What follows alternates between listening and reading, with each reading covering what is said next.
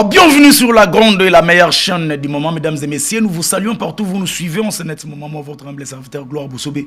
Je vous dis bonjour dans vos maisons. Comme on dit souvent, Congo positif, voire autrement, la République démocratique du Congo. C'est par ici que nous allons choquer les idées afin de jaillir la lumière pour l'avancement de notre pays. On vous avait dit que bientôt il sera là sur ces plateaux malgré plusieurs occupations, mais il nous a honoré. Lui, c'est quelqu'un qui a beaucoup milité pour l'avancement du pays, c'est quelqu'un qui a donné son courage, qui a donné ses suaires, qui a donné tout ce qu'il faut afin que la République démocratique du Congo puisse bénéficier de l'alternance de Katia Mboka na biso.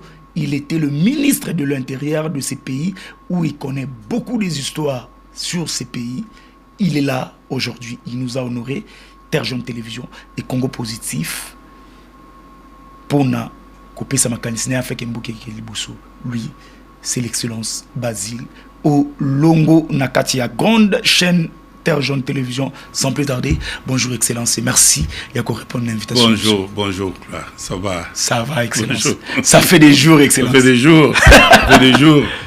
Depuis qu'on a réalisé la belle émission avec vous à qui a suscité pas mal de polémiques. Oui, oui, j'ai vu des gens réagir et pour une fois, j'ai constaté qu'une femme a menti. Oh là! C'est grave. Les femmes, généralement, depuis l'époque d'Ève, quand bien même elle est allée chercher la pomme, tout ça, mais elle a dit quand même la vérité qu'elle a été séduite par le serpent. Mais j'ai vu une dame politicienne congolaise que je respecte beaucoup et que j'aime beaucoup, qui a menti. Qui a menti à propos de ce qu'on avait dit dans l'émission avec vous. Hein, oui. Quand je disais que j'avais fait parler mon cœur à Kingakati, hein, devant tous les ministres réunis, ce que j'avais dit à Kabila. Hein, et c'est ce qui se répète. Certainement, on va arriver à ce sujet. Oui. C'est d'ailleurs une surprise que Terre Jaune a organisée. Oui. Voilà, des gens ne savent pas que c'était avec vous que j'avais organisé, qu'on avait fait cette émission-là. En tout cas, merci beaucoup. Merci. Comment vous avez trouvé Terre Jaune, en tout cas, à Honorable Ogi Kalonji, comment vous avez trouvé la réception, l'accueil, et puis comment vous avez trouvé? Honorable Ogi Kalonji, nous avons une très mauvaise habitude dans notre pays de rendre hommage et jeter des fleurs sur les gens lorsqu'ils ne sont plus. Il faut le dire, ouais. C'est un jeune frère que j'aime beaucoup, qui me surprend, qui aime le pays. Regardez ce qu'il fait là-bas au niveau de sa base, de sa circonscription et au niveau du pays d'une manière générale. Ici, nous sommes dans la presse. On voit que lorsque quelqu'un met des moyens pour faire ce qu'il a fait comme ça, il est encouragé. En tout cas, c'est très bien, vraiment. La chaîne, chapeau pour Guy Kalonji. Vraiment, tout est là, le décor est bien planté. Et je pense qu'il faut qu'il aille de l'avant, qu'il place la chaîne au niveau international. Et avec ses propres moyens, il a fait ce qu'il a fait, c'est encourageant. C'est encourageant. Vraiment, je sais que vous êtes hyper occupé. C'est par respect, c'est par honneur que nos PCBSO tant haut. Moi aussi, je suis allé à la population que nous sommes hyper occupés. Après, ici, j'ai un rendez-vous que nous avons été dans le lobby. Mais je voulais vous rappeler que tout ce que vous allez parler maintenant là, demain, c'est Ferdinand Kambere qui sera là. C'est vraiment qui va rencontrer tout ce que Yoro Loba a dans plateau. Moi, j'ai toujours dit la vérité. Et s'il sera là, c'est ça, c'est son problème. Ce que je dirais, c'est la vérité. Merci beaucoup. On entre directement dans le vif de notre sujet. Je pense que nous, la bémission, tout ça, honorable Ogi Kalonji, sans gants. Oui, bien. Le problème est que biso vérité né. Biso né, bosolo. Vérité né. Toko Tambamo. Vous assure. Vérité né. Tolo babina makamunyo surtout bano solo na yo na libanda caméra na après caméra na katia caméra vérité ndé bato bazana posa ya koyoka makambo oyo ezumi mamboka libuso ningo utoloba pa makambo ba discussion eyo balamba ki dongo o babiloko esimbaki te to solo makambo oyo ekomi mamboka ekende libuso. Excellence. Vous et moi 2019 Tshisekedi venait de prendre le pouvoir bato tout babeke pouvoir za na abo Kabila na otali na musika yo uyi na plateau na ngai et puis on s'est prononcé que non vous allez soutenir Tshisekedi ngana biso yo fraîchement Kabila a tout fait pour vous après sur ministère intérieur a commission au bato ba eba kité yo zolingo kinde ko soutenir aussi le pouvoir na abo Kabila et singa que non moi je soutiens Kabila wana eza hors caméra tout ba on a chaîne na télévision Bandelo betil baku moi je soutiens pardon moi je soutiens qui Bandela Mambolo Mamounini moi je soutiens qui vous allez soutenir Félix Tshisekedi oui vous allez soutenir Félix Tshisekedi et c'est sur mon plateau que non oyaki ko annoncer événement moko ya munene o salamaki na Africana Palace où j'étais invité le principal journaliste et parmi là tozalaki wana pour na ko témoigner que Tshisekedi avait besoin de votre soutien en tindaki le feu mémoire na ezala na kimia qui tenge Yesu ozalaki au représentant chef de l'état à l'époque tozalaki na katia salle donc yo témoin ngaka témoin ngam tu nazaki wana biso to banaki annonce lo wana na katia plateau OK au sali événement menene na Africana Palace bato batondaki vous avez soutenu Tshisekedi mais comment expliquer quelqu'un qui no banda ko soutenir depuis kala pour combattre Kabila na degré 0 Kabila ye malgré combat na yo a pesio bokonzi a pesio a commission o yo surtout bato ba ki bazilo longo moto yo combattant qui a pesio yango mais tu sais que yo soutenir ye na opposition o ye na pouvoir 7 ans après ti lelo yo a tété ni apostété merci mon gaza na réseau le pogana ko biso que no garder kana on a kota Kabila merci beaucoup ozomona malgré zoloba ou soutenir tout ça ezali comme ma expertise nanga pona mboka ekene liboso. OK. To travailler na Kabila parce que Kabila azalaï koluka 15 personnes. Pembeni na ye oya mayele oya bien pour akume la mboka. To amoni que non na tout autour na ye. Les mêmes personnes au moni na Nairobi dernièrement. Tout autour na ye bazaki batu ya mayele te. 15 oyo akai komema na bango ngam na lobaki bien Kabila muto lobaki Kabila muto lobaki azui 15 te avant ya robenganga azwaki 15 te soga azwa bango nemboki changer ayi robenganga to pusani na moni ke problème ezalaka ye yango mwenda kingakati na lobela ye yango tous les ministres réunis nakamwaki kimnayoka collègue ministre on a lingamingi Marie-Ange Moshobekwa kolobaki no makambwa da zako lukabez on avait parlé avec lui il m'avait appelé aussi tous les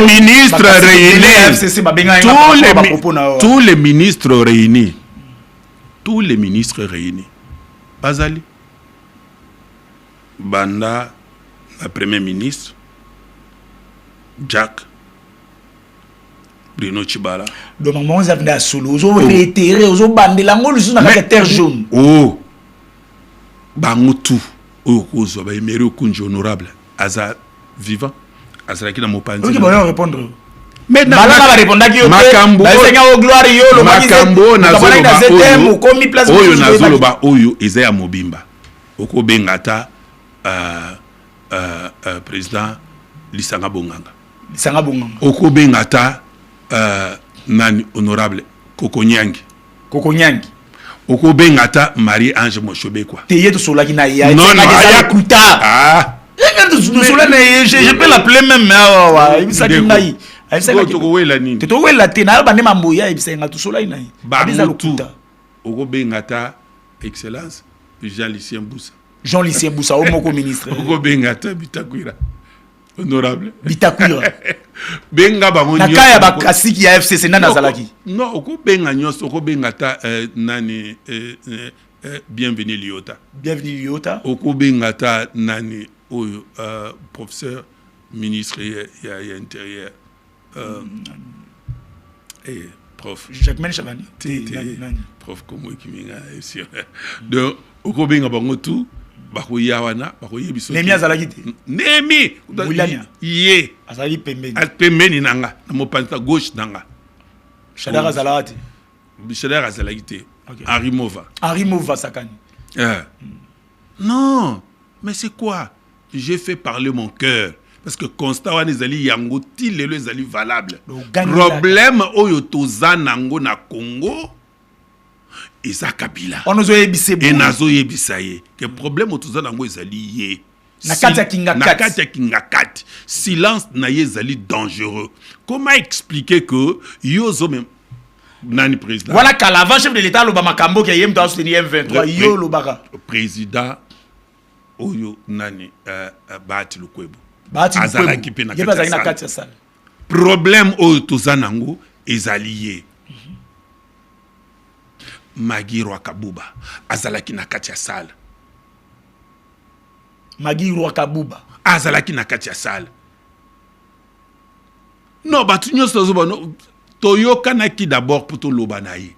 Mais ba o bazwi maloba balobi yango te. Bango tu baba. Yango omoni ke biso za makila obanga te. Ndeko yebisa ke problème otoza nango na kati ya mboka oyo ezali yo. Maloba eza valable ti lelo. Problème otoza nango na kati ya mboka lelo ezali ye Kabila. Mais oui. Est-ce qu'il y a aussi? Parce que en avance pour le chef de l'État où tu le bango siko. Yo siko pendant que vous avez la pouvoir, yo ministre à l'intérieur à l'époque. Na observé ye yo kama kamwazo lo banabiso. To continue na réunion zo pourquoi tout cela regroupement ibele. Fallait tout ça la regroupement moko. Kabila. Mais tout ça la regroupement moko yo yebi ke to zali na loi électorale où ils ont exigé seuil. Auto na biso to ça la nini regroupement moko. Oyebi système électoral na biso eza ko encourager les petits ensembles. Yo zo banabiso tout ça la regroupement moko. Mais c'est que yo za na problème yo. Yango na bisaki problème. Ouais problème oyo tozana ngona mboka oyo ezali yo. Silence na yo ezali dangereux. Tozo ken na élection ti sikoyo nanu to yebi dauphin te. Biso tozana yo tout autour. Ozolo ba yango te. Même lelo oyo o tozana yo. Soki yo bimisi dauphin à kozwate parce que tant matériel nini oyo biso to kozonga poto yebisa base na biso ba voter dauphin oyo ko bimisa omoni ke yango ezate. C'est pourquoi bat voya l'incertitude il y a lendemain ba créer ba groupe o ba créer donc problème ezali yo o condamner biso te. Est-ce que Kabila Sani avandika kimi avanda azusima mandefu abenda mandefu nebu abenda mandefu muto a esprit kolekanga. Donc, on a intérieurement, intérieurement, on a esprit donc, problème, oyo tozanango, ezalié.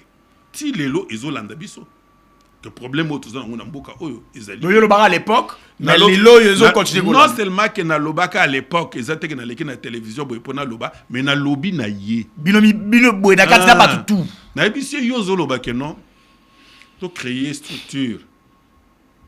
Oyo ko soutenir le nouveau président élu.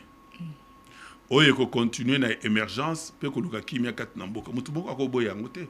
On est tout à fait d'accord. Mais ezate que dit kotak. OK. Il faut opesa biso temps, to bendana, to zo temps, to yeba ndenge ni to ko sala. Je suis tout à fait d'accord. Mutu ko boya bakamisa to na zate. To zo temps. Ce n'est pas comme ndenge basaliwana. Abengi bango puisque azali condamné azamu kangemi photo kangai ngaba kangemi basakana kananga te. Oh.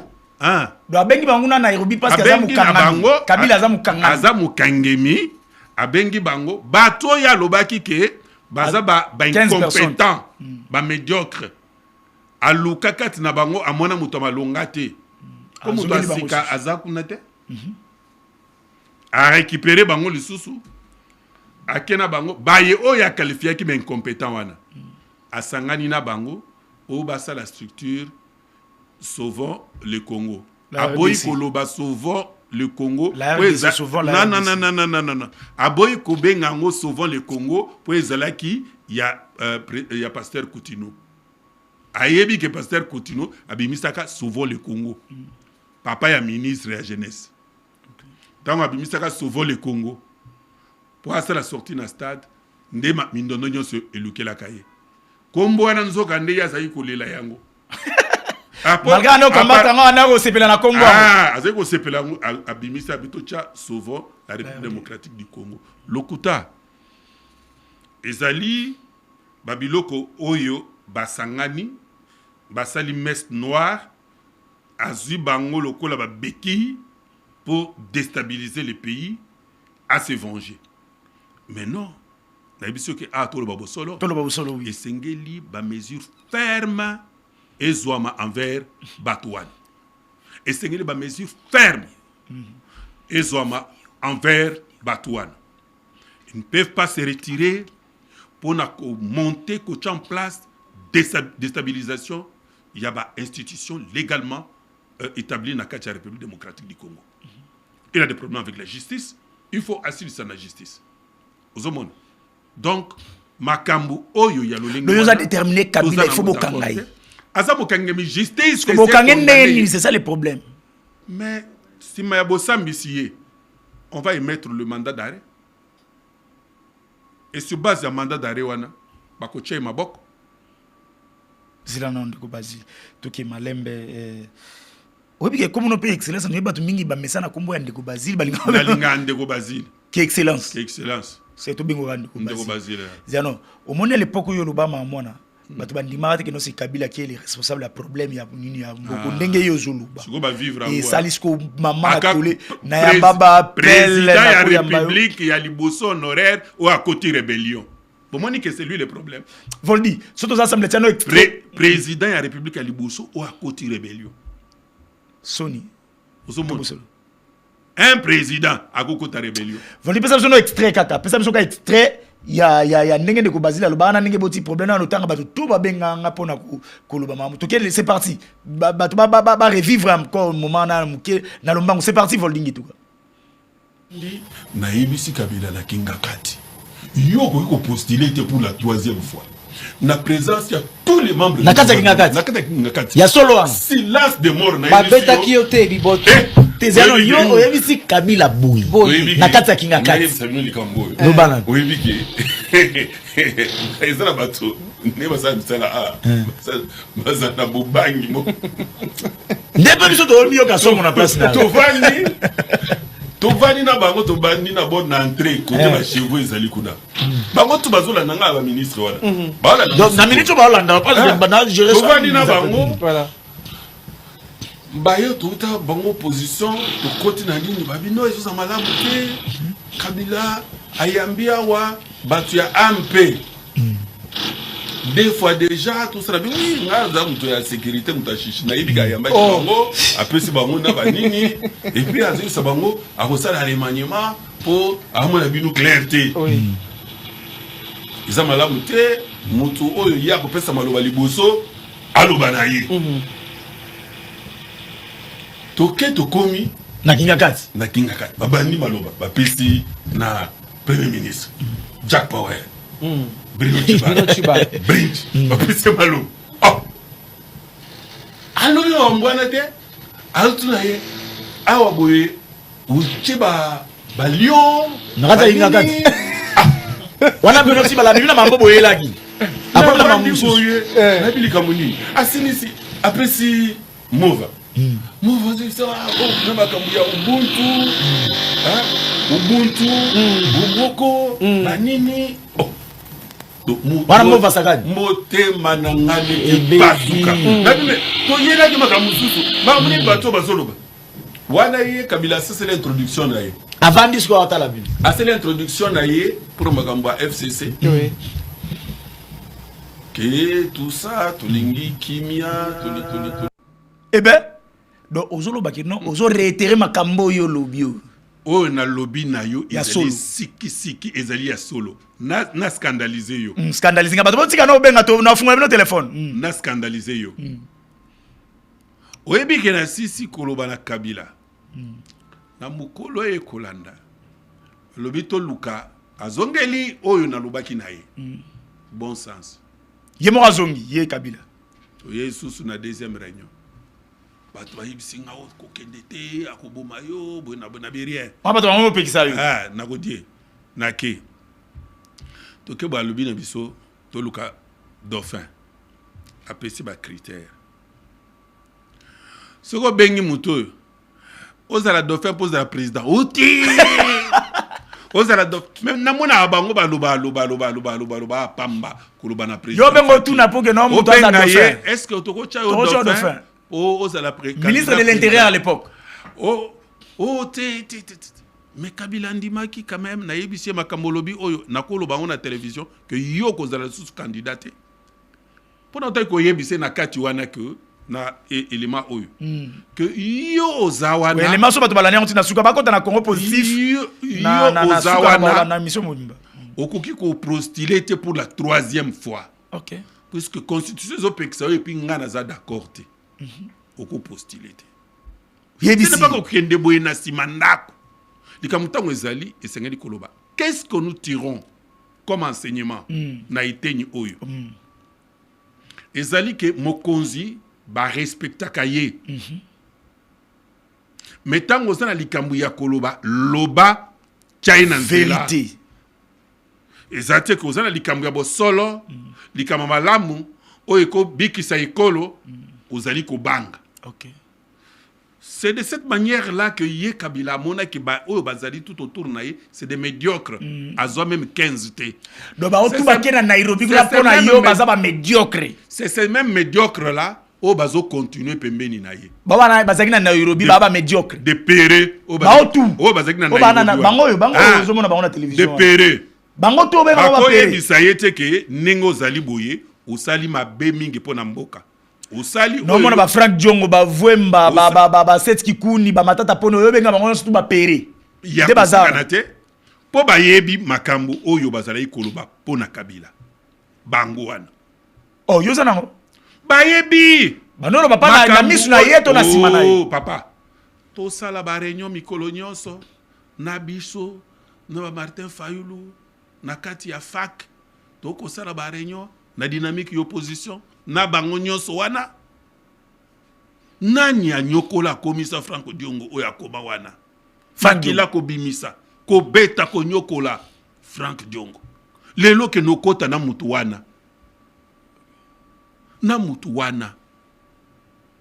et bangi sûr et là et ça loma lili et ça surtout mali somme c'est quoi ça Kabila c'est une page tournée. C'est une page tournée. Kabila. Bango ndenge bazawana. Franck ako dirige mboka oyote. Frank Diongo. Il faut dire melaka sima Kabila. Seth Kikuni ba misusu. Jean-Claude Vwemba ako dirige mboka oyote. Il faut dire melaka sima Kabila. José Makila Soumanda ako dirige mboka oyote. Il faut dire melaka sima Kabila. Natang nazolo banaye bango bazala kité. Il faut pas dire Mbele Kabila. Un président honoraire azo ki nokota rébellion ba yebi ba machination ba biloko ya sali. Ba yebi yango ba kabuya sali. Lelo entre nous, tout le bara tout la vérité. Motoko la nanga ko zo courage à kota rébellion. Impéré loko la lui. Impéré loko la nanga a kota rébellion. Nanga péré, o benga nanga péré.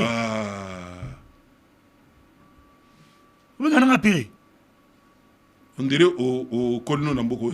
Même en tant que proclamer les résultats de l'élection à Pamba, à Robota courage, à proclamer l'élection. Andobanga.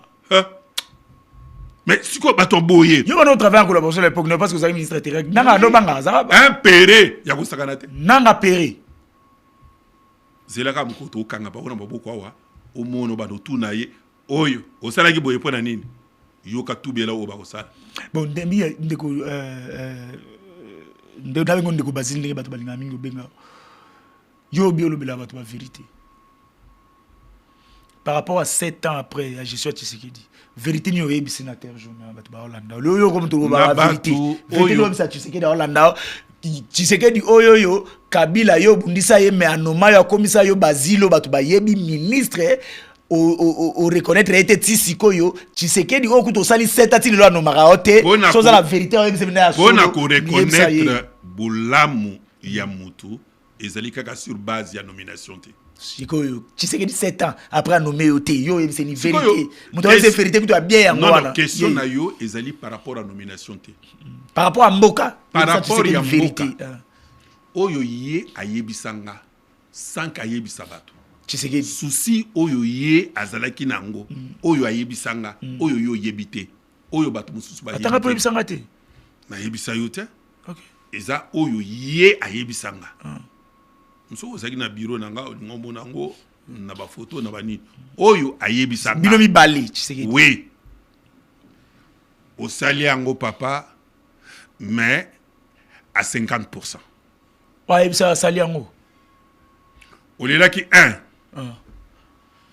Tukiti na yo na Tanzanie na aéroport oyebsinga VPM tozana retard. Ok. Tala ba aéroport abadinga. Sengeli totika mamba ko swana totonga mboka. Sans infrastructure, développement ya mboka na biso ko s'enfoncer davantage. Et sengeli total la infrastructure nyonso. Et la routière et la aéroportuaire. Tout ça là yango. 50%. Pourquoi nous avons 50%? Depuis Congo ezala Congo. Yoana obandi poro banana. Kene na ngoti na suka. Ok. Makama Banzela au remplacé Kabila. Bokeinaye il y a 18 ans à Tikaki moins de 2000 km. Lelo oleki 2000 km.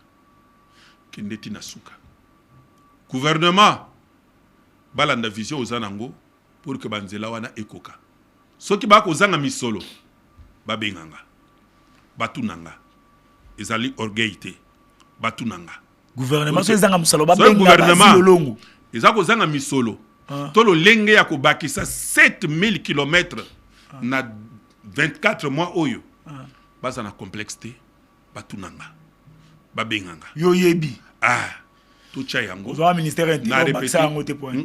Ministère intérieur sa Banzela te. Bon yo za journaliste ba yebi. Za journaliste na yebi. Moninga no pesa ka email te pour nani. Oyo to zoloba oyo. Ya lelo. Ezali to lobi que to ça la émission pour esunga ba congolais.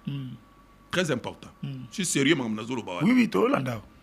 Donc na niveau d'infrastructure au moni que oyo université oyo to yebaka. Esika auto to silisi la kelasi na faculté de sciences to moni ningo bongoli yango. Oui. Kosuka wana te tala ke na ba province mosusu. Et loko ezalité. To tika la te na mentalité à victime. Oui, salaka ke non ba université il faut ezana ba grand centre. Nengo tshena mbujimai kanisa peke université mosusu echama pe na loja. Nengo tshena mbujimai kanisa ke un jour université mosusu ya kitoko ya bongo etelema na mbandaka na yebi ke balimba banda bazotonga etelema ba mabanga pamba. Oui babandi obandi bamabanga uto ebuka na kwea bacha kite babandi continuer na lobi ke abandi mais a continuer yo bina loba na ye a continuer nenge osali aéroport na Chwapa et puis ba moni pe makadam tikete na ba province mususu na mai ndombe aéroport ya ndenge neti ya Kolwezi ekota et puis makadam ekota wana kota ba infrastructure olobina lobana ye lobana président de la République ba prédateur na ba déstabilisateur ya mboka oyo Rwanda na linganga na ye mususu yo moni na Nairobi ba yoka kaka fimbu diplomatie nenge mama excellence Kaikwa Mbazo sala ezali malamu mais esengeli fimbu to beta bango apparemment maman eza organisé yo lingo sauter premier aussi ça gêne aussi ça va siger la biso to beta bango to vanda kate kimia to tika bango jamais na zone à confort batu wana ba agresser biso bazali pa na biso ba kokite ko vanda ka un jour ya kimia sans que toi attaquer bango et na yebi ko zobunda pona mampinga toza makasta bibundela likolo ekoki avion mibale ekokite bakisa tozalata na 20 tokozanga manduki te na masasi bozangi soki ezali nazalaka ministre ya intérieur chargé Babenga. Babenganga. Merci beaucoup. Batunanga. Merci. Tout ça la boni pour na ko kwa manduki, pour na ko kwa avion, pour na to beta bango na ndenge sengeli. Merci. Yangala kata yoka kana fimbu. Et sengeli fimbu chaque jour bango ba banda kolobake biso to violer. Il faut pas langage ya kosala keno au repli stratégique. Merci. Elongo na munoko ya Merci. basina yo. Merci. Ah pour ce que tu as na loba na continuer. Mais monsieur ici là, Bon, OK. Na freiner na ndengwana. Ko so gloire pe sang occasion na okoba koloba na yo. Soki ekomeliete oya yoki akanga rapidement. Akangango rapidement que président Kondimate makambu ya basango. Dialogue ezali basije za awa nokutu to aborde te yo moko bandi okotango. Ah Paul bina loba na ye. Na bi loba na ye na loba na mukuse. Eza basije za na kata basije to lobela. Na nyati frère. Sinon tel ngai ken de vitesse pour omoni à lire ya basango. Basango. Basa bato bazo pelisa moto. Surtout sango bususu. Donc basilo ebi ke na linga tout question mususu mais yo moko zo kotsa na ba mobwe za soki na comprendre. Yo le basango lelo. Bobo sa ke no na période électorale yo mto za ministre intérieur. Oui bien mot. Na tambula na bango alima. Na alima te bo beta basango. Oui wapi. Basango babanda makambo ya marche ya nini komona nini marche wana babanda ko bima we sala ki ba dossier di ba kufa ba nini yo ministre intérieur ba police babanda ko kende yo mtu zalaka ministre intérieur yoka parce que lelo lingo baluka zuko tande ko Tshisekedi pona basango ba soutenaka ke no Tshisekedi ko mala pouvoir zelanan bandela malamu na moni obokela nga ba fololo na beta basango siko boni ba fololo zela oboni siko mabe basango ngo donc nazaki na raison ke ba beta mato. N'importe Kabila. Nazaki na raison que ba beta. Mais so beta basango, so beta basango c'est que o beta pe bato Tshisekedi. Non. Pas bato Tshisekedi ba no sanga na kati ya ba église na basango. Sango wana azana ba ambition na sikonde bato ba comprendre bango malamu. Que sango akoya ko diembela na bino ba politicien, bino croyant que azo sala messe.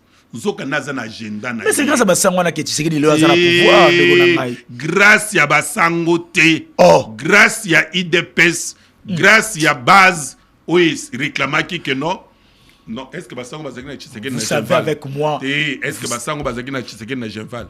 Na Genval. Est-ce que Basango mais Genval les a résultats ya marche à Basango te. Non. C'est quoi au Bosani que Tshisekedi a un parti politique? Est-ce que que non opposition comment a essoufflé à l'époque on a eu ministre intérieur au Bosani que opposition comment a essoufflé fallait l'église et ya pour épauler bango. Le kuta manœuvre ba sango wana ko dembela. Siko to tie bango contre mir sango. Pona ko tanga abeshole. Azomona très bien bateau au bazako kufa. Kuna na nini na est. Kuna ils allaient baso téléphone pour la plupart. Bazo boma bango. Azolo belo comme côté. Bazali ko tumba bango. Ko égorger bango. Sango chole azoya ko sala message comme quoi awa bazo boma ba soy téléphone bakatangi. Félicitations à Israël Mutombo. Ouais, et ça ba journaliste oyo bazana misu ya journaliste meneti ya yo. Merci. Coup de chapeau continuer ndengwana. Soki muto ko sala mabe telemela ye.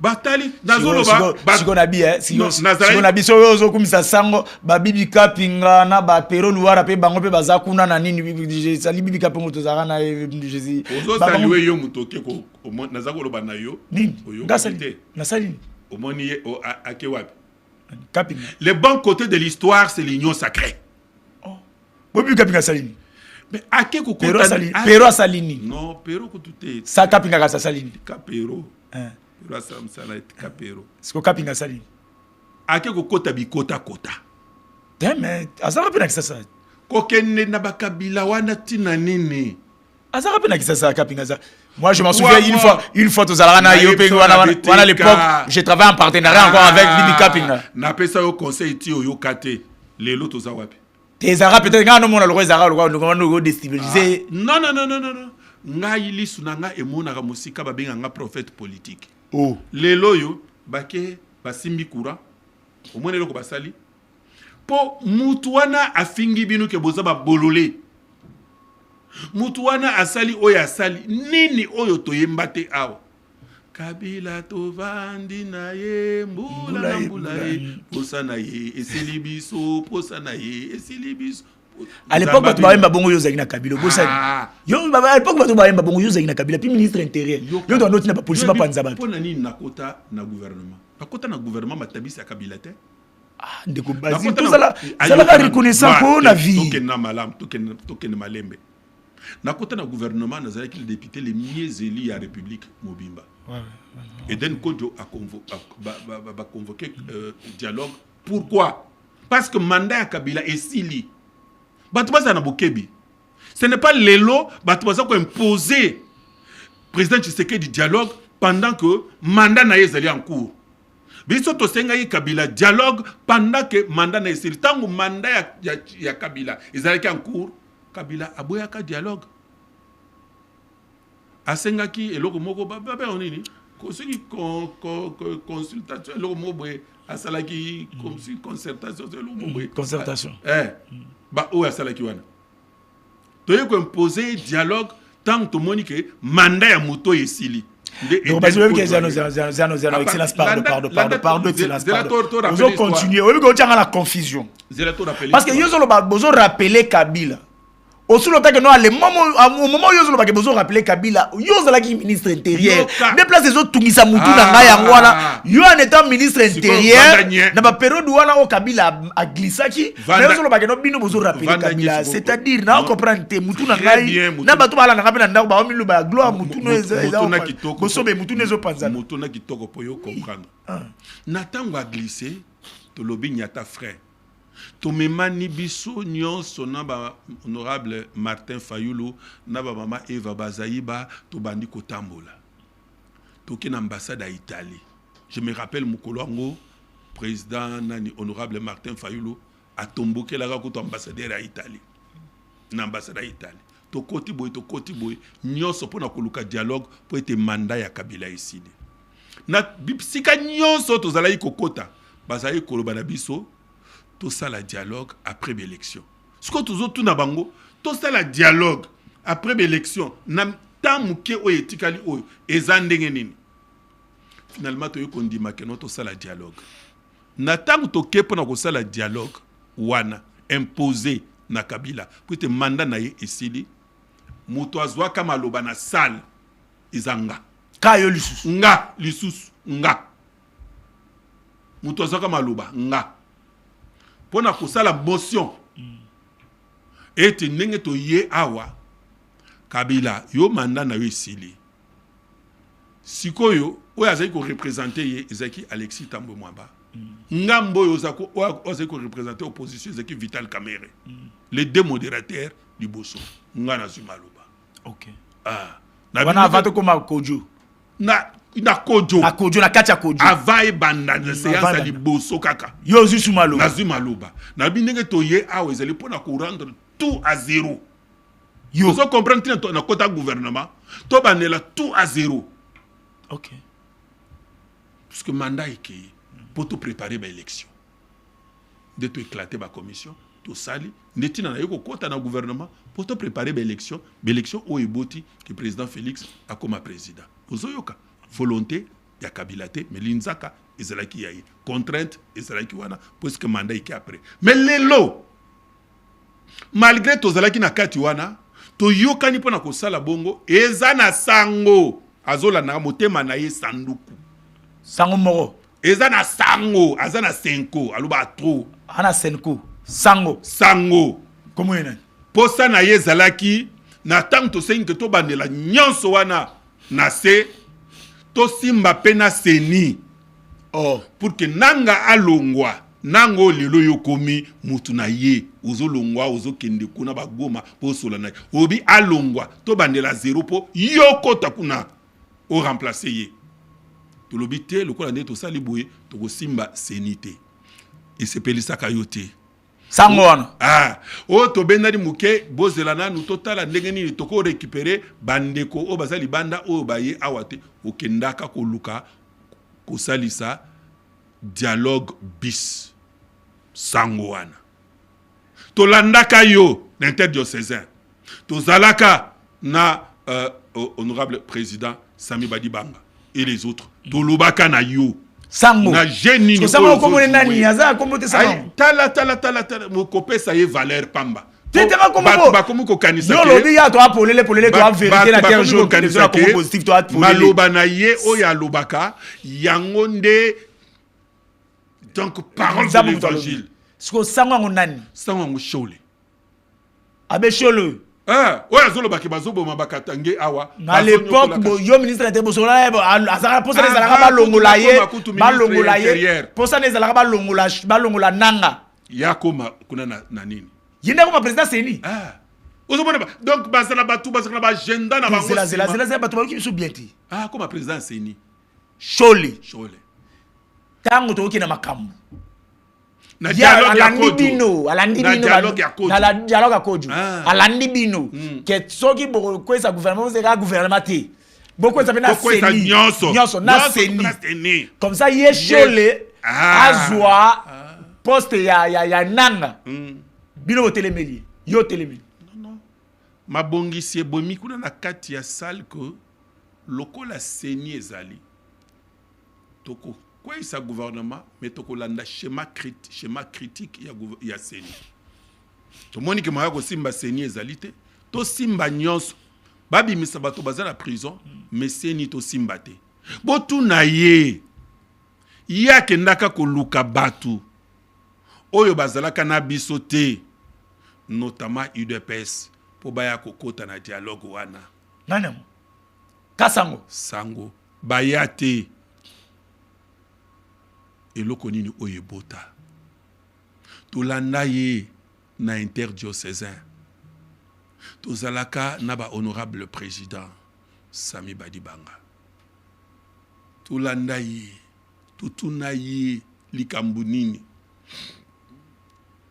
atelemela bisoti dialogue ami balé et salem dialogue ami balé et salemi akubula mpese obino lelo boya mubaki bokyo pona Félix Tshisekedi okubula mpese sikoyo lelo babandeli ba je moko wana to sala dialogue po bamba kota na masolo bo confondre bactère na bepok na minute oyo président Félix Antoine Tshisekedi mandat na ye ezanan tikali nani yo mto comme ça ngoi nane tozana 2027 ya année préélectorale non 2028 c'est année électorale aussi au réduire mandat gloire au réduire mandat na réduire te zanenge kendaka quand yo réduire mandat ce qui na lobia wa bokoloba o ta ezanenge kendaka année 2027 c'est année préélectorale année 2028 année électorale donc botike na 2026 logiquement kolanda constitution président Félix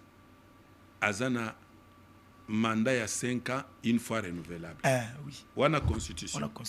Sur le plan spirituel, nenge tokenda na stade président Félix azana mission. Elle m'a noté pardon. Azana mission. Elle m'a pas noté pardon. Azana mission. Azana mission. Mission ni. Tosila na Rwanda. Si le plan spirituel est lobby nini wana tango lobby constitutionnellement une fois renouvelable mais si le plan spirituel mission na ye tosila na Rwanda et après ce qui tosila na Rwanda akokisi elaka na ye akokisila na Rwanda ka ngana yebi ti après baloba tolobaka yo kosila na Rwanda tolobaka Jésus Christ revient bientôt non siko ko tunanga bientôt aneza non, kosila na Rwanda quand. Pour 7 ans après boloba que non bokotia ba nini à partir à Goma on peut atteindre qui peut m'empêcher moi 7 ans bosila na Rwanda te siko etikali ina ne bosila na Rwanda. Na kanisi netu olinga oloba 30 ans. Tenga ngé madame non moko parce que yo dit les plans spirituels et puis je rappelle aux gens que non il paraît bon habiter c'est vrai comment pasteur nazalaka depuis 1992 vous avez déjà pasteur depuis 92 oui depuis 92 ce que vous a pasteur ce que sur les plans spirituels wana au lieu de ça clair pour apparemment so ba azana mission naloba na munoko ni spiritualité yango wana prophétie wana eza prophétie bon spirituellement wana azana mission pour être ya solo to sila na Rwanda mission aussi la camp mission aussi la camp mission dans combien des années nayebi te. Ah, c'est que obanga na. Yo linga pesa nini? Pesa si date na neo ici. Date te mission ya ngwana abandi to okende to kosilisa ngo sikoyo. Bon, selon yo, vous estimez que mission na yewane aussi là-bas après combien des années? En tout cas, to beta Rwanda kala mingi te. Bon, kala mingi te kasi to beta na 6 mois et puis na 2028 2028 na 2028 ya tiki na. Problème exact. Tout comme peut ko ken na biso tam so ba résister donc to beta ye atana 2035 donc pendant ce temps là 2035 tu sais qu'il est toujours président de la République. Mais yo est-ce que l'élection ko zale matang to beta to bunda bitumba. Bonne intention ma belle. Non, na bandia wana. Bonne intention ma belle. Ça sembo na yo. Ti sembo na ngati population non, mais population azolanda. Comment tu sais que comme ça 2035 na miracle ni? Landa démarche nanga. Na yebisi yo ko diplomatie yango moko ezoko kate po ba o baza ko kufa wana baza banzinzité. Baza mama batate à moins que boza la d'accord na bato bazo kufa na est. Déplacement moko ko kima wana. Non. Il faut que ça na motema. Bato banda okufa me Kabila kinda. Oui bien moi. Et ça là. Il m'appelle ça l'alternance. Après ça peut moi bon poler la fongola bi motema. Yoka. Ba mba yebi, ba moko ba yebi eloko ba salaki. Alors, landa malembe po tozo perdre fil d'idée par rapport à bato. Et tozo na fil d'idée ba landa biso. Donc na yebi sio ko diplomatie yango moko ezoko kate. Et sengeli to bunda. Papa, bitumba mukolo oyo ko banda. Oyebi yango mais mukolo eko sila oyebi yango te mais yo zo tunanga na peso date yo lobi ke no sila si le plan spirituel la spiritualité date ezala te et sengel te na yebisi yo azo banda bitumba mais mukolo yango eko sila eyebani te libota Israël eza oke na bitumba bake ko bunda bake na nzambe bapisa bango mikolo te ke ne boke boye boko silisa bitumba o dans 3 jours. Non. David a télémaki pour Bunisa Goliath. Est-ce que yebanaki que non? Na ba minute moke azostila na Goliath. Donc Basile, to qu'est-ce qu'on a la vérité aux gens ont besoin de tout kenango. Ah, toké. Na fungwama. Fungwama ko? Na fungwama, mais non besoin na fungwama. Po yo za na somo ke non? Président Félix Ngazali Boye atika. Bon, ça va. Toi comme na 2028 atiki Rwanda na Congo. Ngana fungwama. Donc pour ça no atika Rwanda na Congo. Ngana fungwama, besoin na fungwama. Gloire. C'est vrai que non, aux gens nous mettaient pendant 5 ans. On a battu bayebi. Ouais. Mais c'est que sûr au contribuer à plus na makambo ko ndenge etambola na coulisses. Na kansa ngolo ba keno. Te na ngolo ba pona na mutuna na ngai. Ah oui. Wana za bongo. Battu pe bayebi. Oui. C'est vrai que bonne intention de changer constitution pour modifier en solo. Oui. Constitution. Zana bandela ondimi oui. Oui. C'est vrai que vous avez l'intention il y a qu'à changer constitution de gré ou de force. Falo bando tu nanga soki tang ba proposer ka zela déjà ya ngana tunika po bandela réponse ya oui wana. Donc c'est vrai que vous avez besoin de changer constitution pour changer constitution. Oui, pourquoi? Na tango constitution o ezaki soumise na référendum ngana vota non. Obosani ke biso to zaki na RLTV. Obosani ke biso de 7 soutien Etienne Tshisekedi. Biso ne to salaka campagne ya non to boyaka constitution oyo. To zuli baku to zana oya biso na pouvoir. To changer yango te pour ni président Félix Akolongo na pouvoir te ça que to changer constitution. To changer yango. OK. Oh. To salaka dans des gré de force pour changer constitution. To salaka campagne na ba délice sanga contre constitution oyo. OK. Lelo to changer pour nani. Les lotos to ndima yango pona nini yo lobi a président Félix Tshisekedi a olongwa na pouvoir te sans que bo changer constitution to changer yango po to vota ki non pona yango et ça na babakamwe belé ya mabe na pesa exemple moko terre à terre te avant qu'il y ait un exemple non est-ce que bi non peut-être j'ai dit peut-être ils allaient comme constitution yango na gome kuya non est-ce que yebi yango non gome kuya pona makambo constitution te non gloire tozana bitumba oyo ezana ba cause nango exogène yango des makasi c'est-à-dire ya libanda ezana ba firme mususu ya libanda international oyo investissa même ba mbongo basala même ba banque na Rwanda pona ba minerai ya Congo. Faites très attention. Lelo moni exemple oyo est signé contrat moko est signé avec pas États-Unis mais bateau mususu wazana besoin ya kolta na biso États-Unis mais ba signé na Rwanda kozwaka ngo wapi. Faites très attention. Rwanda et ça la raffinerie. Avant que tu la change. Yoka, Rwanda et ça la raffinerie. Il y a or na Rwanda. Na gisement il y a or nini bango bazanango. Vous comprenez? Donc bitumba c'est d'accord l'ongwate sans que constitution la changer. Occasion local la zaliwana. Beaucoup changer constitution. Beaucoup changer yango. Pour l'intérêt ya mboka. Pour changer yango te pour na ye. Intérêt à pouvoir na bino to intérêt à mboka. Non, intérêt à mboka. Balobi na yo kala toyeba que non, les sols et les sous-sols appartiennent à l'État congolais. Baké kokot selabiso, l'État exerce une souveraineté et nzambalo la mabele keye. Yangwana lelo batu bakomi koloba biso que non, to revoir carte ya RDC. Likolo ya constitution oyo.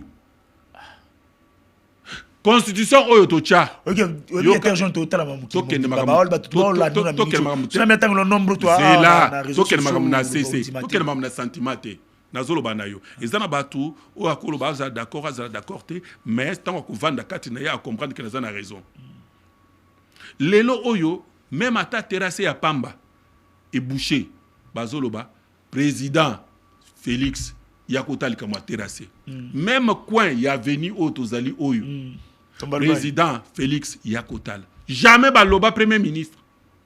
Jamais baloba gouvernement. OK.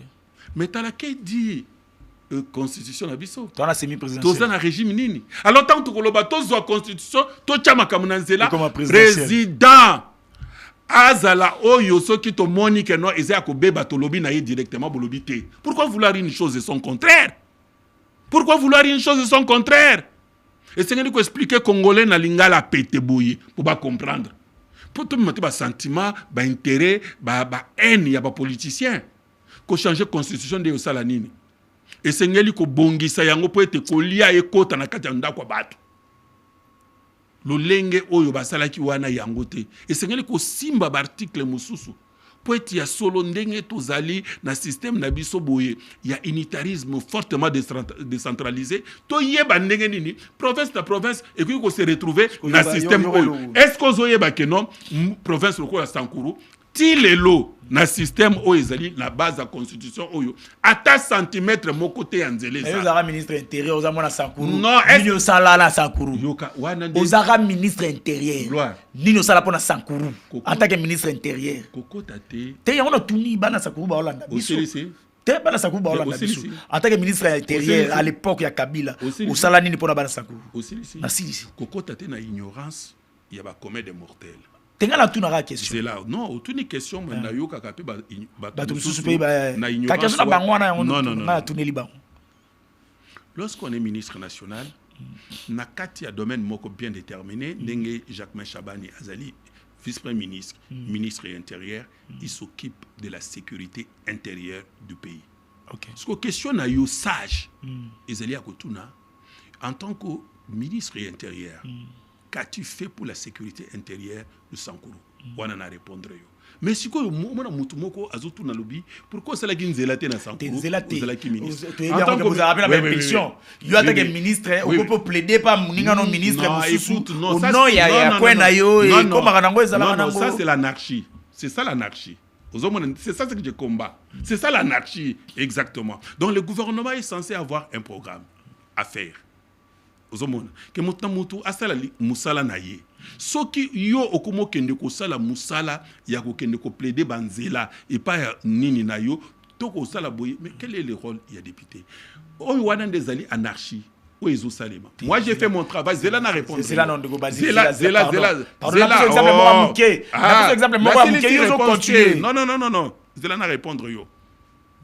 En tant que ministre de l'Intérieur, j'ai mis la sécurité là-bas, na Fandesiango, na Sankuru, na époque où on a Salaki. Et ceux qui ont osé voulu que tombe là-bas milice, na bango, na maîtriser bango. C'est ça où Ezaki Moussala na domaine nanga. Osomona. Parce que na yoka ki mutumoko azoloba ndeni ni bozaki ministre mais osala ki nzelate. Oh, donc eza mawamingi donc il faut koyeba l'émission ya munene lokola ya yoboye esengeli koedika ka bato pe bayebaka makamaka musu mike oya koyeba ndenge sali. Pour le moment je ne suis pas ministre nazana gouvernement te, je suis un homme d'affaires sikonoko tunanga et je vais le faire. Mais est-ce que vous avez député pour le moment? Oui, très bien. Oui, très bien. Place qu'on va dire. Oui.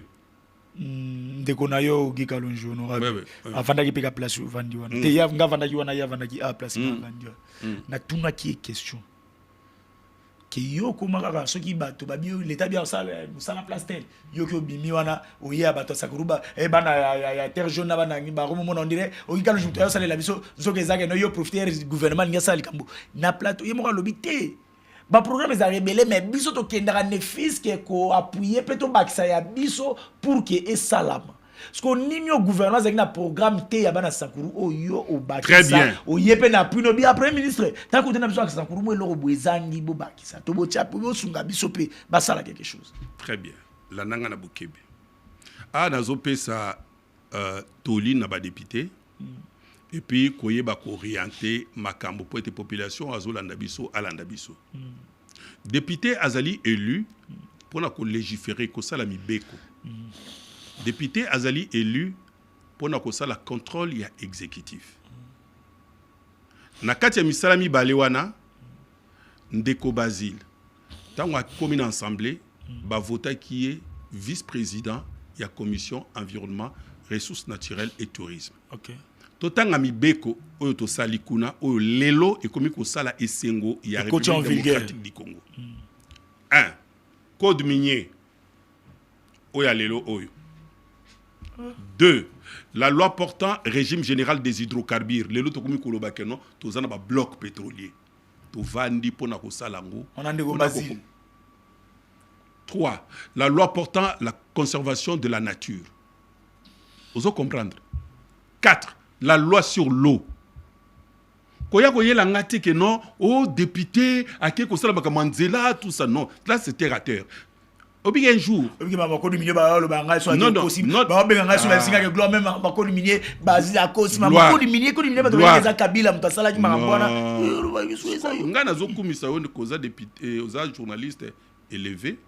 Oyo ozo kitabwe. Il y a Kabila, c'est ce qui est fait. Et puis lui a risqué sa vie pour la signer. Non, mon frère. Depuis quand un président de la République va aller légiférer pour ça la loi? Non, sous son impulsion. Ah non. Il a risqué sa vie pour la loi.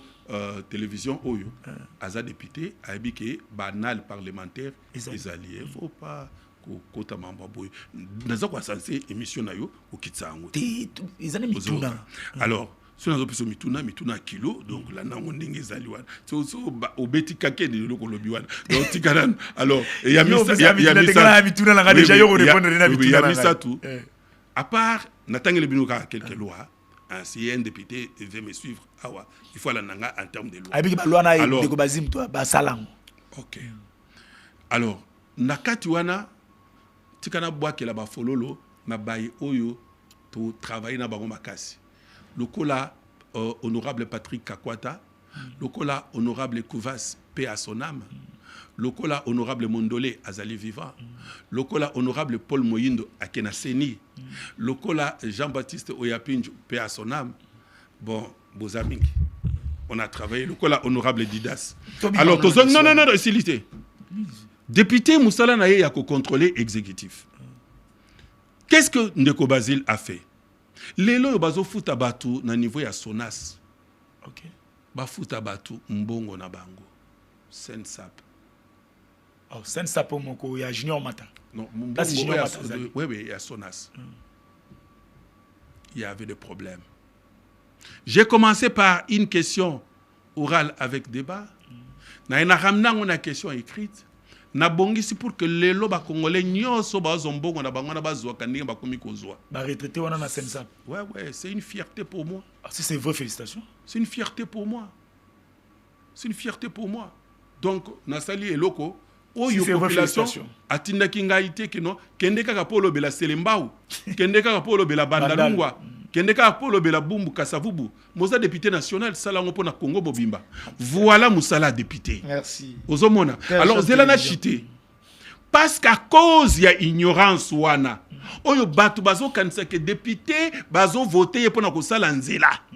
Député bazo voter pour na kosala pont.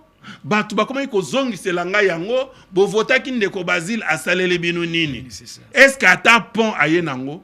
J'ai regretté. Mutusu na yebisi na bime ne code la loi sur l'eau. Ayebisi nga beso la loi sur l'eau. Biso na makala awa mayebi makakutute.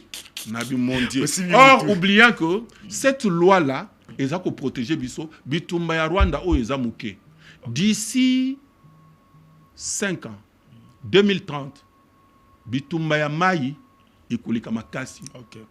Oyo. Donc population comprendre que non. Ils ont ma camomission de Basile. À Sala Nakala, mais personne n'a pas lelo et puis ils ont la même pour des générations futures. Ne musala député yango wana. Jaune télévision pour à tango. Non, honorable Baba c'est la biso tandam. C'est ce que l'homme on a côté na moi bien. Je me suis expliqué. Baba c'est la biso tandam. Il y aura 6 jours.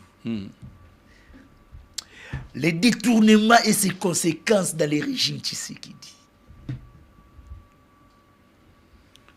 Oui, Ndeko Gloire, au Simbi, la corde sensible. Au Simbi, la corde sensible. Oui, bien, ouais. Question Yangwana. Qu'est-ce que c'est là? Bon, tout na. Bon, tu as combien de détournements déjà au régime Tshisekedi à 7 ans? Avant de continuer la question. Tout na question à répondre. Et tu as 4 détournements au Yomoni. Atako binomoko. Nye. Na loba. Na sakola. Atako binomoko. Balobaka yibandambo tikandambo. Yoko yiba be nyonso. Maréchal. Ah. Oyoki. Que eza mentalité aba congolais bandi lelo te. Koyiba et bandi lelo te. Je n'encourage pas ça. Le régime, il y a président Tshisekedi, il fallait ezala régime exemplaire où ils allaient se démarquer dans le régime nyonswana.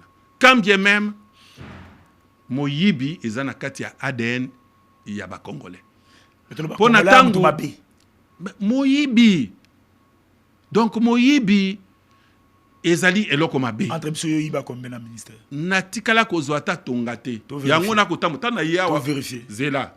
Tant on a quitté, on a quitté la garde. Nazaki na bango 34 au total. Yoyiba combien? Atatonga.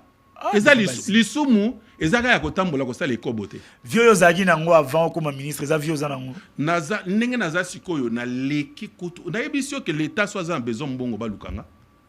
Est-ce que ton nazaki ministre na ko def l'état mbongo?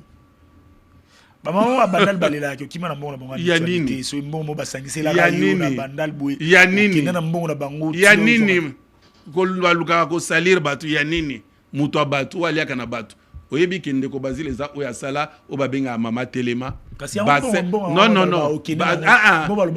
Nga mutu nazo pesa yo fele na yebi yote $50 na basi. Non basangisa te. Ngai na basangisa mo. Wana yo nengo zo kanisa. Tinga ba Batu babengaka na kimoyibi kozanga koyeba eza batebele bazo découvrir nga lobi nazaki na ko présider réunion moko boye mutu na vanditi abi obi ke nazako yebeloka na musika obi ko banda musala ko banda koyeba na nzela journalisme eza mabe ya solo batu bayeba ngata nazo sala mingi ba découvrir ngata osala émission ya lingala sikoyo bazo ozo bato basala émission ya lingala kwa batu moko boye tangate ba boye.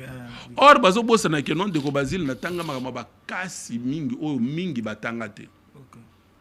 Na faculté de sciences na université à Kinshasa. Vous imaginez na kati ya promotion mobimba bozali soki 450 ozala yo moko ka muto zui na première session. Mutu moko c'est 450.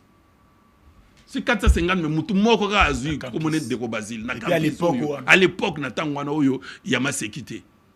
Siko oye awa Ba mon ka journaliste moko boya balabala pour ça émission lingala. Non. Nalobi ke naza mutu. naza parfait te naza ba défaut mais moyibi eza eloko oyo ya mabe na régime na bino de leki détournement leki na non c'est-à-dire il y a des gens oyo des arrivistes mutu moko abona ne mbongo pasi esika azali mutu moko te ayebi ne ndinga koluka mbongo aye aya koti na moyibi mais oyebi ke na régime oyo nde batu bakangami mingi koleka tozalaki koloba na eleko ya Kabila ke afungolaka alobaki non les portes de prison sont ouvertes depuis la porte ango efungama etikala kokangama te mais na régime oyo tomoni quand même batu bakoti batu bakoti penza batu bakoti oyibi bakangi yo ata sola détournement bakangi yo bakanga même mpona sola détournement na régime oyo solo kaka détournement o détourner na yo te yo ngani o détourner te solo kaka détournement bakangi yo donc eza régime oyo eza na bokese na ba régime mususu malgré détournement tozo condamné yango ezo salema mais bazo kangama net yo yebi ba détournement ni esalemi na programme bato basaki mamba 100 un jour bayi baki toko bato ndenge ba samisa bango forage bosa ah te otuninga oya forage na landa ki pe bakangi pe bato na forage ba mususu pe ezo ya donc rétro commission non rétro na ba dépassement budgétaire na présidence na eza détournement wana eza détournement te eza dépassement eza détournement te ce n'est pas une bonne pratique mais ce n'est pas un détournement. Ce qui a été prévu pour Nayo, malgré les alliés prévus en termes de chiffres, il y a aussi en termes d'exécution, Bamakambo, ils ont prévu que. Donc, Basile le fait ça, comment possible pas battre pour avoir moi matière journalistique. Ouais, problème est ça. Surtout qu'il y a un. Oyoki, hein? Zela. Que détournement bandit les lotés, hein? Mobutu aloba yimba ndambu tika ndambu yekuto c'est l'apologie na bayimba ndambu batika ndambu biso après kontaka banda Hollande bino Ou bien que Shannon dit la transmission du message n'est qu'un élément de la communication, qu'elle s'ajoute la réception et l'interprétation. Oui. Donc avant de transmettre un message, vous devez étudier comment ce message sera réussi et comment ça sera interprété. Et cette étude-là s'est faite au travers le mot. Or, chaque mot dépend d'une culture à une autre. Ce qui veut dire que tout le monde est désolé à comprendre. Mais là, vous avez tout le monde est désolé. Il faut même pardon. Il faut même désolé.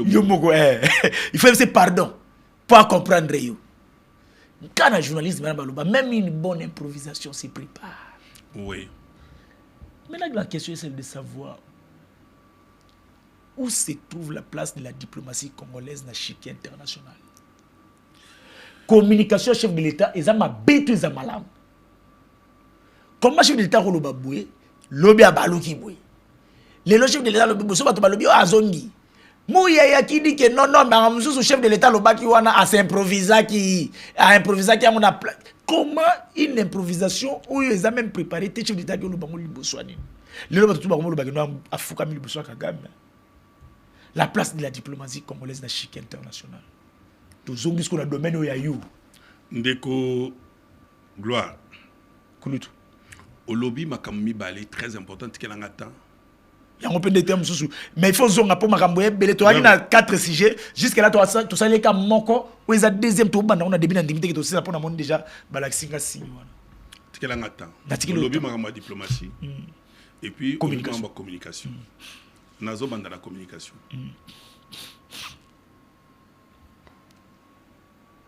Le président de la République de fois, je dis de fois, n'est pas très bien compris. Et ils ont les caractéristiques à leader. Ou bien, on va tomber ça dans le maître. Jésus-Christ n'était pas bien compris. Il parlait en parabole. Et seulement les initiés, ils comprendre rien. Je parle du président de la République. Na ka oyo ya communication oyo récente makambo ya main tendue vers le oyo Kagame ya Belgique vers Kagame na loba ki yango avant président aloba et sengeli boyeba Congo eyeba que c'est une grâce d'avoir Félix Antoine Tshisekedi Tshilombo comme président de la République. Pourquoi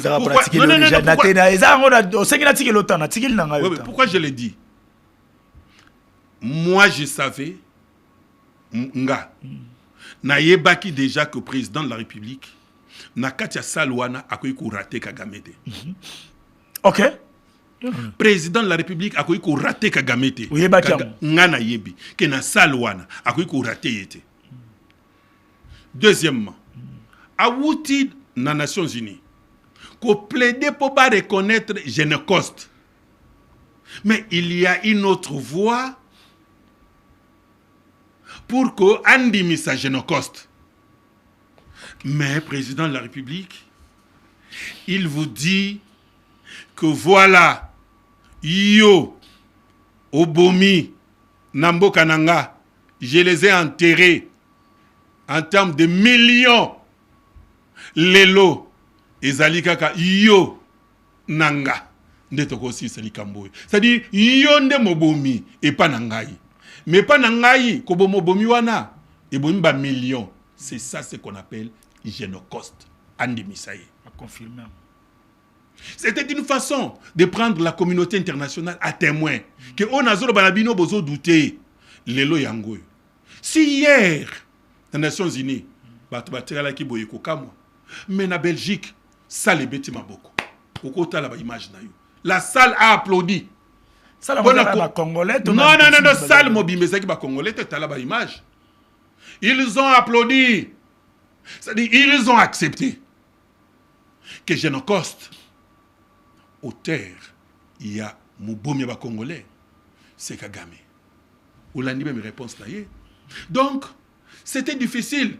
Na baye o bazaba initié ba comprendre te. Même certains ministres, membres du gouvernement. OK. Ceux qui baza initié te, ils causent la passe pour na bango. Va comprendre. Et ça passe. Nalobaka pambate ki naza précurseur. Il y a union sacrée. Nazali parmi président Félix Tangoazuli Kanisi. Ce que Zami Balé. Donc on a parmi Motoa Yambo. On a une union sacrée. Au le bangote na n'importe qui. C'est-à-dire, nazo comprendre yé naba geste. Ce que Talibouye na yebi déjà oya lingi. Na yebaki ke pour intérêt à Congo, akoyi ko raté yete. Mais qu'est-ce qui s'est passé? Les non-initiés ont pris ça comme une communication négative. Les non-initiés ont interprété ça à leur manière. Oh, président Afukami, non Afukami. Le même jour où ça s'est passé là-bas, c'est le même jour que tu as bombardé pont. Que tu as récupéré localité. Vous allez comprendre, allez-y comprendre. Et il vous dit que ce n'est ni un rétropédalage, ni une position de faiblesse. Il vous a dit, il n'est pas faible, comme vous le croyez. Donc, kozanga koyebaye, yangona lobita na lobia yopo moni exactement sous flatterie, yanga zolo bake kozala na président ezali grâce. Maintenant ce que vous comprendre yango. Que tokoki kozala te plus de 30 ans. Babo Maaka ba Congolais, il n'y a personne qui se met debout pour Koulouba. Non, aujourd'hui Tshisekedi s'est mis debout. Fini à démystifier Kagame. Lelo toke nasuka ya régime wana ya Kigali. Toke nasuka. Et c'est ça la mission. Donc ça c'est diplomatie na communication. Alors tout à l'heure où était la diplomatie? Diplomatie sous impulsion et à président Félix Antoine Tshisekedi Tshilombo. Bravo. Est-ce que na héroïne diplomatie ça l'a accompagné dans rapport de force? C'est la nan. Kobundabo kokate. Bongo diplomatie nous a accompagné dans Nazoya. Héroïne vivante. Thérèse Kaikwamba. Kaikwamba. La femme parmi les hommes. Hein. Mais Azana Batou yazo travaillé na bango hein. Loko là-bas, Excellence Zeno. Hein, on a les Nations Unies. J'ai travaillé avec cet homme. Zeno. Ambassadeur Nabissa à l'époque, na Suisse. On a fait pareil. On a mis le Rwanda à genoux. Avec Zeno. Na Philippe. Oyo, le haut représentant aux réfugiés. Les lots. Je croyais que esprit wane saka ke pananga. Na moni yango pas Thérèse Kaikwamba. Ah, esprit ni wana. esprit. Yo gagner la papa mba yo gagner la mutu mo Amérique. Esprit guerrier. Yo gagner la yo gagner la gatu papa mba. Oto lo ba gagner li Kabila, o gagner la mutu mo uteke États-Unis za kana nyango. Ambassadeur ya États-Unis. Comment ils ont? C'est un droit n'est droit que lorsqu'on sait le revendiquer. Est-ce qu'on comprend? Ah, donc au cause où l'on que nga za congolais, nga bazobo manga, tango yebi kote le mapona koloba yangote. Mais cette dame, elle est brave. Au lieu que le président Félix a mis déplacé, mais non, il s'est dupliqué na kati ya mwasi wana. Président Félix. Ah, le tolo ba mamuka kwamba sala c'est Tshisekedi Anel. Tshisekedi Mobimba. Boko sabiso pe bakasi. Boko sabiso ndeko nini. Po bato bisu. Bato na bi bato bisu ba bike kai kwamba wana yebe loko te azalaka kutu. Azalaka kutu na agent secret na service secret ya Rwanda. Travaille na Rwanda tout. OK. Ezalo kuta. Zela na yebisa yo. Yo za journaliste. Bato na balobi mais yo monini. Pardon. Bato wana balobi na yo. Parce que ozana plateau. Kai kwamba zalaka na Rwanda tout. Yo mutozoto na mituna na. Ozala kuna ezana problème. Ngana ke travailler na nini na bango. Na Rwanda na zo coupe na Rwanda. Uyo zo ya bango ba olo ba ya zalaka na Rwanda obo ya poani. Ah, ozomona. Donc oyo bango bazolo bana yo. Réalité oyo ozomona sur terrain. Agissement na misala. Omona te dans Nations Unies représentant ya Rwanda, ministre des Affaires étrangères ya Rwanda Azuma Chacha.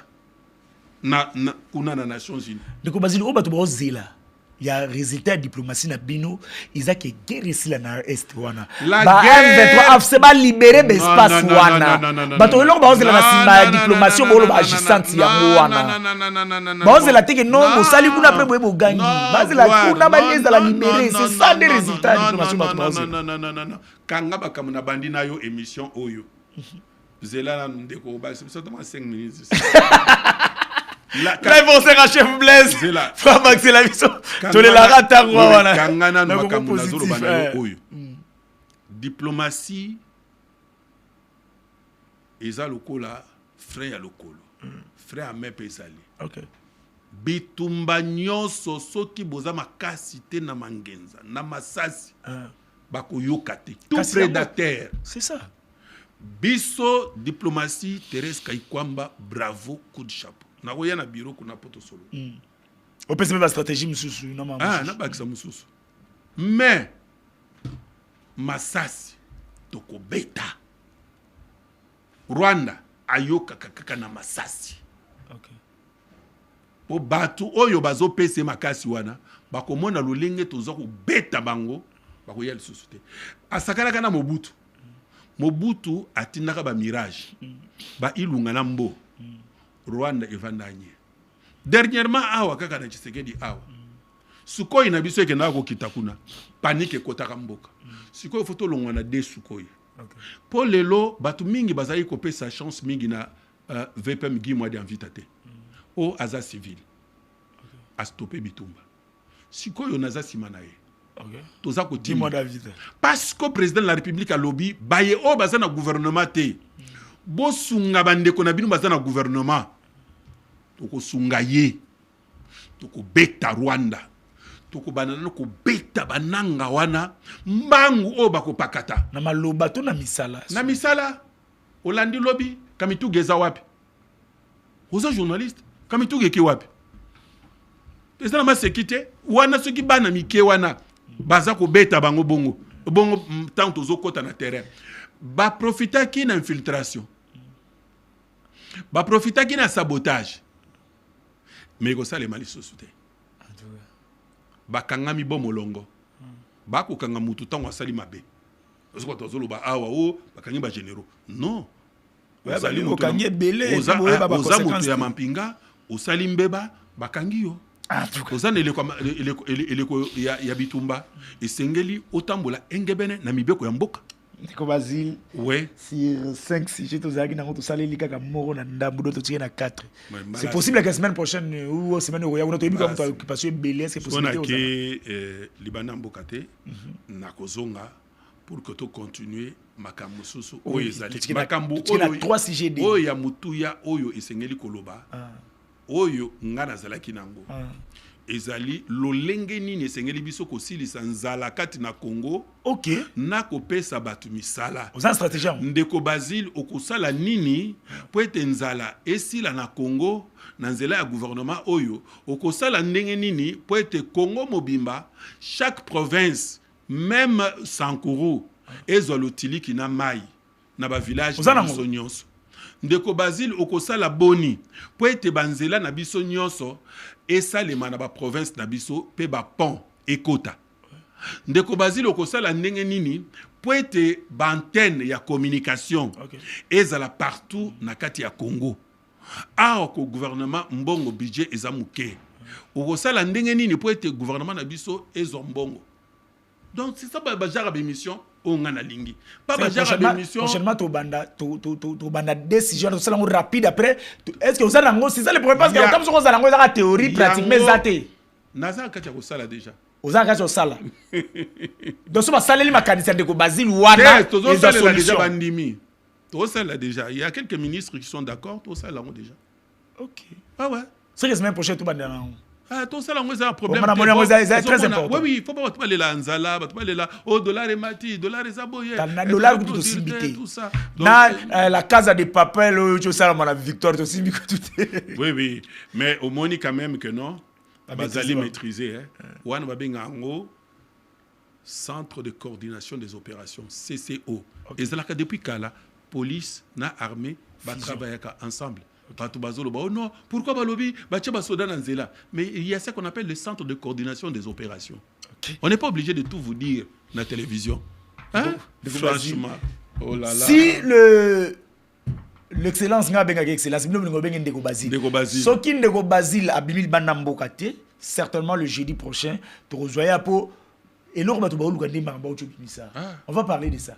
Kolia batu pa logo tiliki mutumoko ya PPRD akoya awaya contredire makamna lobby yo boni lokuta wapi même nani ozala lobby faire de caméra na makambo na lobby au moins lokuta wapi est-ce que Kabila azota la biso ni ngazana pisira ba yenu to amona so lobby lokuta to oui Kabila tanga qui est parmi ba moins fort alobi Kabila tangi Fernand Kambere parmi ba alobi ba collaborateur na ye nyonso amoni oya malonga Kabila ni Fernand Kambere aza intelligent aza moins aza la katia bato Kabila tangaki atangi nommément yete j'ai beaucoup de respect envers Fernand Kambere mais atangi bato mais alobi entourage na ye amoni ata moko lui fait partie est-ce que azala ki entourage na yete entourage. Allez, abonnez-vous à ma plateforme et la vision surtout demain nous serons ici avec Ferdinand Kambere. Aujourd'hui nous avons l'honneur de le recevoir Ndeko Basile. Moi je l'appelle Excellence Basile Longo. Excellence, merci. Je crois que nous la semaine prochaine ou la semaine où il y a ceux qui honorable Excellence Abimili Banambokate Tokozalana une fois de plus pour aussi ça si jamais nene auto bengela qui est. Merci beaucoup. Merci d'abord tout balandi. Merci à honorable Ogi Kalonji au Abongsi biso cadre Kitoko. Merci à chef Blaise et puis merci Volding Gituka, Christian et puis Trésor Egler. Merci Nandeko Eric. Merci na biso bengaki machine ma beaucoup ya misapi atalo. Na PCP merci na ba Neko ba accompagner nga.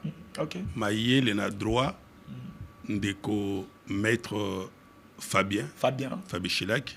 Maître Fabien Chilaki. Oui, na chauffeur nanga. Na chauffeur à tout moment Ndeko Charlie. Donc bango bazawana bavandi bazondi ma mukonzi azolo ba Isaiah Solo. En tout cas, merci beaucoup, abonnez-vous à ma plateforme Nabiso. Demain à 14h ici sur la grande de la même chaîne. Ciao.